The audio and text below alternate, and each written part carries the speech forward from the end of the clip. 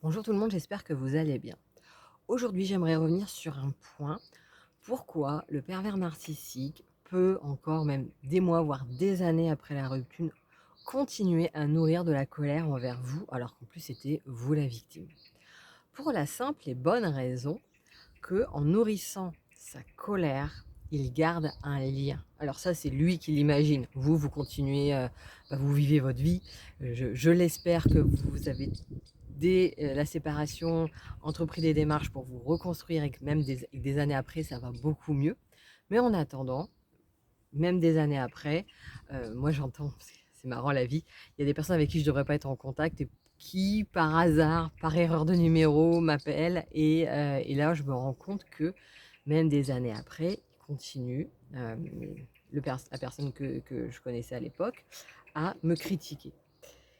Et il y avait un côté de me dire: «Mais enfin, qu'est-ce que ça lui apporte maintenant des années après? Pourquoi il nourrit ça?» Mais en fait, il continue à nourrir sa colère pour continuer à garder un lien avec sa victime. Parce que comme je l'ai dit déjà dans d'autres vidéos, les pervers narcissiques, elles, ne supportent pas la perte. Il y a un problème avec la frustration qui n'est pas acceptable dans leur vie et donc perdre quelque chose, c'est pas possible. Donc même si la relation était réellement toxique. Même si, le PN, lui, se sert et donc vide sa victime de son énergie, de sa lumière, de tout ce que vous voulez, de son argent, de ses rêves, parlons tout.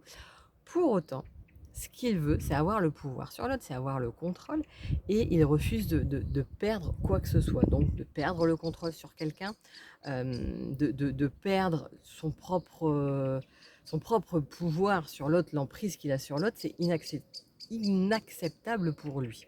Donc pour pouvoir le vivre sereinement, c'est même pas quelque chose qui réfléchit, hein, c'est vraiment dans son mode de fonctionnement, donc il fait ça naturellement. Il va nourrir de la colère envers les personnes qui, pour lui, bon, l'ont trahi, n'ont pas agi comme il fallait, et retourner ainsi la situation. Donc ça, il le fait dès le départ pour se venger et blesser la personne, mais il continue par la suite, même des années après, parce que pour lui, ou pour elle, hein, parce que ça marche aussi pour les pervers narcissiques, c'est impossible d'accepter la frustration de dire: «J'ai perdu». Donc, pour continuer à nourrir cette énergie, pour continuer à nourrir le lien avec sa victime, eh bien, il va nourrir sa colère ou il va nourrir la colère de ses alliés. Et c'est pour ça que quand vous pouvez croiser, on va dire, un de ses alliés, même quelques années plus tard, avec le PN peut sembler plus calme que ses alliés qui peuvent être vraiment en colère et vous en vouloir beaucoup à vous. Mais c'est parce qu'en fait, le PN nourrit sa colère et pour l'entretenir, eh ben, il va la partager avec ses alliés qui sont aussi sous emprise, hein, rappelez-vous. Et donc, il va faire en sorte que ses alliés en veuillent aussi à sa victime. Et ainsi, par les échanges qu'il aura toujours avec l'allié, parce qu'il n'a plus d'échange avec sa victime, il va pouvoir continuer à nourrir sa colère et donc pour lui se sentir bien. Voilà, ça prouve là encore l'un de ces mécanismes, on va dire, destructeurs, qui font fréquenter un PN de toute façon.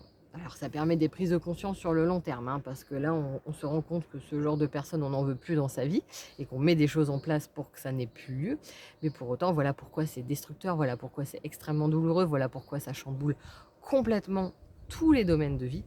Et voilà pourquoi c'est si long derrière de s'en remettre. Parce que même si l'accompagnement commence tôt, comme moi je l'ai fait, donc ça permet d'avoir vraiment des gros résultats rapidement, pour autant, il y a toujours des couches plus subtiles, plus en profondeur, des petites choses, des petits détails qu'on continue à nettoyer, parfois même des années plus tard, selon la durée de la relation.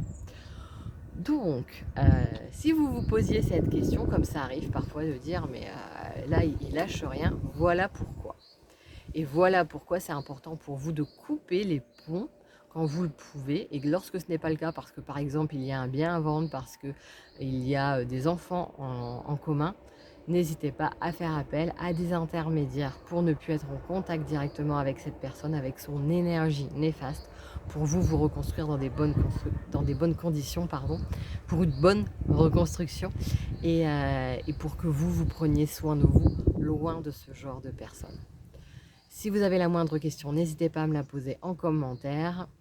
Si vous voulez aller plus loin sur les compréhensions de la manipulation de l'emprise, n'hésitez pas à vous inscrire à cette chaîne YouTube ainsi qu'à mon groupe Facebook, l'Observatoire de l'emprise, dont le lien est en descriptif.